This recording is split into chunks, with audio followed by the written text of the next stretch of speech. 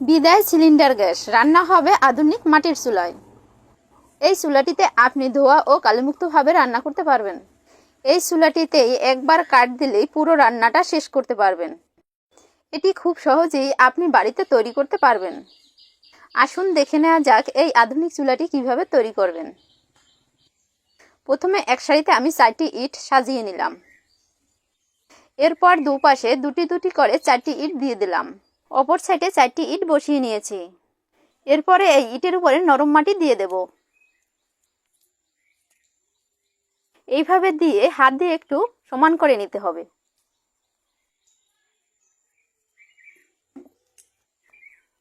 এরপরে অপর সাইডে ইটের উপরে এই নরম মাটিটা দিয়ে দিচ্ছি। মাটিটা দিয়ে হাত দিয়ে এটাকেও সমান করে নিতে হবে।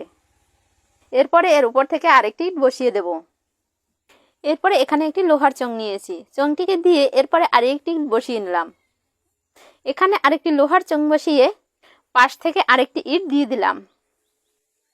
অপর সাইডে একটি আস্তা আর একটি ভাঙা ইট বসিয়ে নিলাম। মাঝখানটা ফাঁকা রেখে অপর পাশে একইভাবে দিয়ে দিলাম। মাঝখানে একটি লম্বা ইট বসিয়ে নিলাম। এই মাঝখানের ইটটা লম্বাভাবে বসাতে হবে, কারণ এটি পরবর্তীতে বের করে নেব। এবার আমার সব ইটগুলো সাজানো হয়ে গেছে। এর উপর থেকে আবারও নরম মাটি দিয়ে দিতে হবে। দিয়ে মাটিটাকে আবারও হাত দিয়ে সমান করে নিতে হবে। আমি এখানে যে লোহার চংটা বসিয়ে নিয়েছি সেটা লম্বায় 10 ইঞ্চি এবং আড়ে 4 ইঞ্চি। এটি আপনি যে কোনো ওয়ার্কশপ থেকে তৈরি করে নিতে পারেন। এরপরে আবারও এর দুই পাশে 4টি ইট বসিয়ে নিতে হবে। তারপর এর উপর থেকে আবারও এই নরম মাটিটা দিয়ে আটকে নেব।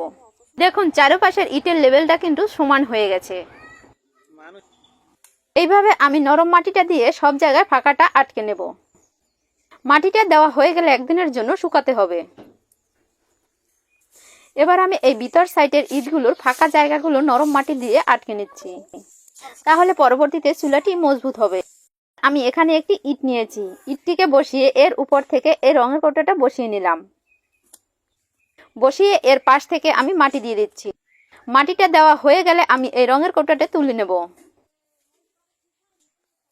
বিপরীত পাশে এই ইটটি বসিয়ে এর উপরে রঙের কৌটোটা দিয়ে দিলাম।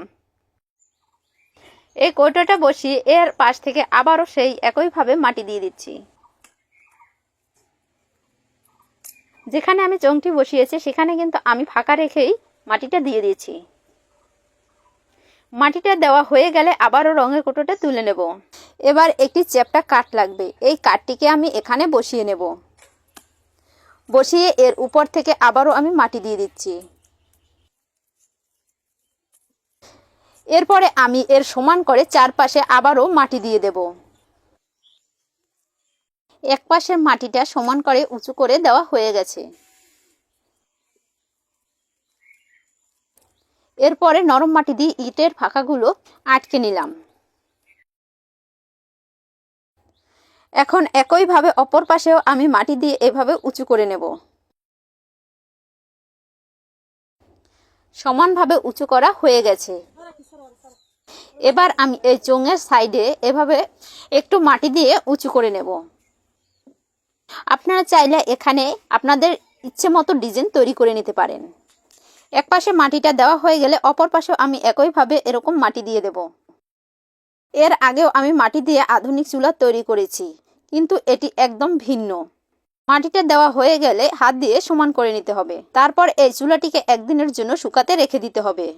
এখন এই পটটির চারপাশ থেকে গোল করে উঁচু করে মাটি দিয়ে দেব। মাটিটা উঁচু করে দেওয়া হয়ে গেলে এই পটটিকে তুলে নেব। তারপর পটটিকে অপর পাশের চুলাটির মুখে বসিয়ে আমি এর চারপাশ থেকে আবারও উঁচু করে মাটি দিয়ে দেব। উঁচু করে মাটিটা দেওয়া হয়ে গেলে একটি টিনের সিজ দিয়ে এই ঠালা উঁচুগুলো সমান করে নেব। এইভাবে আমি সব জায়গার মাটিটাই ঠালা উঁচুগুলো সমান করে নেব।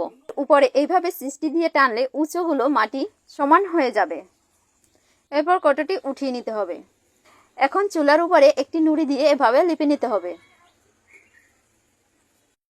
সব জায়গা লেপা হয়ে গেলে ইটটিকে বের করে নেব। ইটটিকে বের করে মুখটিকে লেপে নিতে হবে।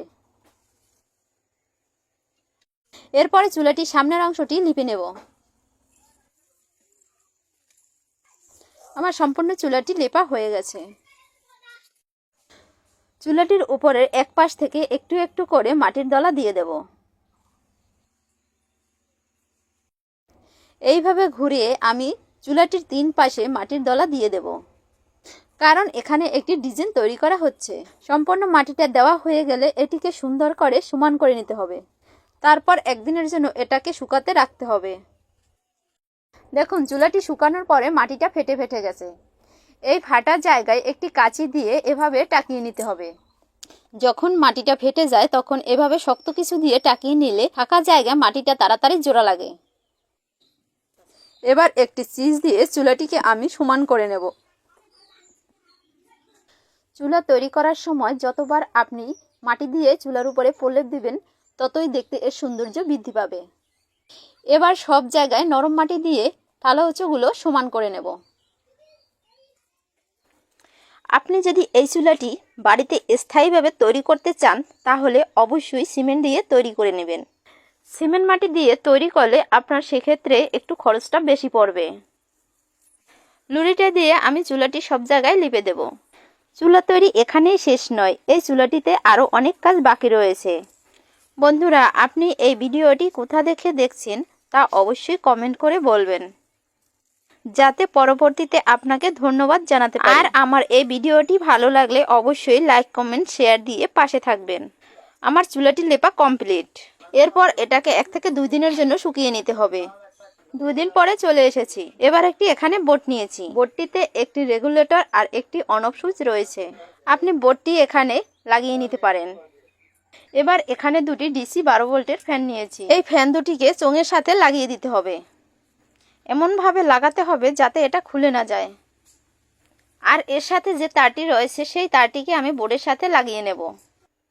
ফ্যান দুটিকে লাগিয়ে বোর্ডটির সাথে তারটি সংযোগ করে দিয়েছি। আমি বোর্ডটিকে চুলার উপরে না রেখে বোর্ডটি চুলার সাইডে রেখেছি। আপনারা চাইলে বোর্ডটি এভাবে রাখতে পারেন। বোর্ডটিকে 12 ভোল্ট ব্যাটারির সাথে সংযোগ করে নিতে হবে। এবার আমি বোর্ডটিকে অন করে দেখাই। বোর্ডটির সাথে যে রেগুলেটর আছে সেটা দিয়ে আপনি ফ্যানের পাওয়ারটি কমিয়ে বাড়িয়ে নিতে পারবেন। আমি একটু হাত দিয়ে দেখি চুলার ভিতরে হাওয়া আছে কিনা। হ্যাঁ বন্ধুরা, চুলার ভিতরে হাওয়া দিচ্ছে। এবার আসুন দেখে নেওয়া যাক চুলাটিতে কিভাবে আগুন জ্বলে।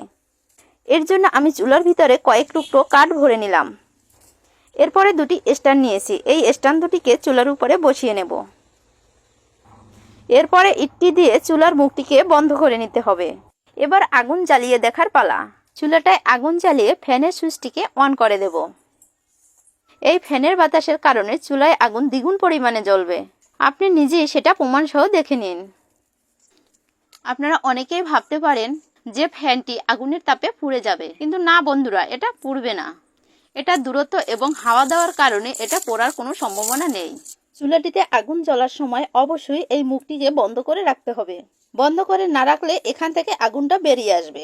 দেখুন বন্ধুরা, চুলাটিতে কি পরিমাণে আগুন জ্বলতেছে।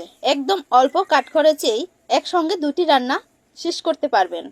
আমার এই পুরো ভিডিওটি প্রথম থেকে শেষ পর্যন্ত দেখার জন্য আপনাদেরকে অসংখ্য ধন্যবাদ।